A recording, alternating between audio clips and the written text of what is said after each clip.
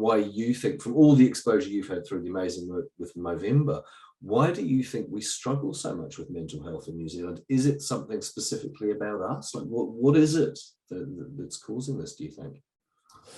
I think we live in almost a hyper world these days where everything happens live and in real time, and the different platforms that can happen on, whether it be phones and computers and social medias and all the ways we communicate, mean it all is almost times 10, So I don't think that helps. I think that's particularly tough on young people, like to have these things played out effectively live and in real time. I think we definitely do struggle in New Zealand. I would say globally we struggle as well, like in countries that have similar characteristics to us, they also struggle. You can play around with the numbers and stuff, but it is a global issue.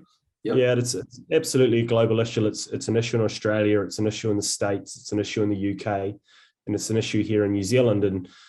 And there's some of the reasons are similar wherever you go. Like we absolutely are still, at times, unfortunately, stuck with some of the old stigmas around what it is to be a man and being stoic and being the person who can solve all the problems yourself and even solve other people's problems. And never ever would you require anyone else to help you with your problems. And we're getting a lot better, I must say that. Like I don't want it all to be I think so too. Doom and gloom, because we're having conversations like this, and there's organisations who are dedicated to it. It's a lot more topical and prevalent in the media, and there's a lot more people out there who acknowledge the issue and want to help with that. So it's all great in that regard. But a number of the things that we're tackling have been a part of our lives for such a long period of time that it's going to take a little bit longer than focusing on it really, really hard for 5 or 10 years. We need to really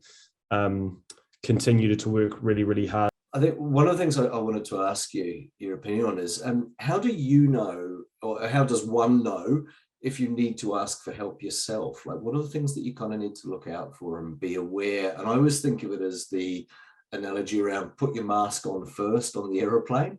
Like how can we help others if we're not okay? How do you know if you need to reach out to someone? Yeah, cool.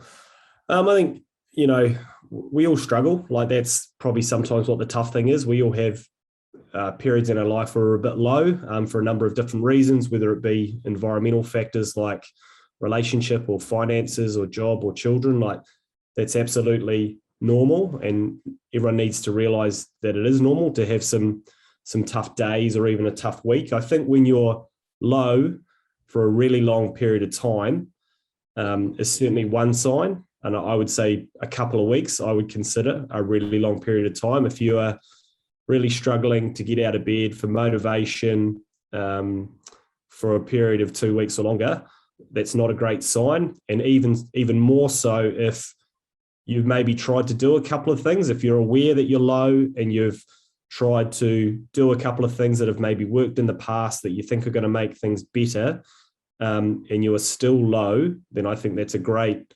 sign, those two things put together, that you either need to reach out to someone who you trust, within your group, family, friends, etc., or colleagues you might get along with really, really well, whether it's GP, whether it's a medical professional, whether it's using the 1737 text and phone line for help, then I think that's definitely an option as well.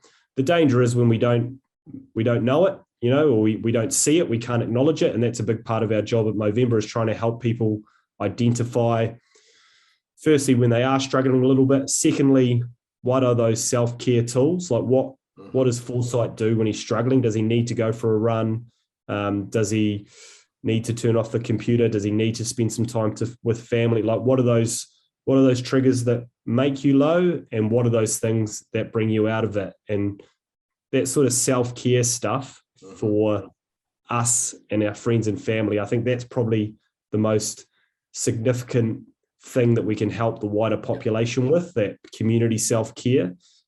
Services are really important, like don't get me wrong, they're absolutely crucial, but their ability to help us at a population level is really, really tough. So we need to be able to see things in ourselves and our friends, identify them, and then try and figure out the best way forward. And the unfortunate thing is it's it's not one for everyone, like No. like it is for some people.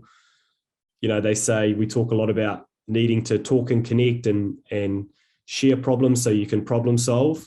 Some people just need a break. Actually, I talk to a lot of people like I just need space. I need a quiet time, and so if you've had a few weeks feeling really, really low, gone. It went. Period of 2 weeks where you're feeling really low, then you need to reach out to trusted friends and family, or if you haven't got that, then seek medical professional help. That's great, Rob. Thank you. That's really, really good advice, mate. Hey, Rob, thanks for that. That was really good, mate. Do you have triggers for yourself that you recognize as shit? I'm a bit off kilter.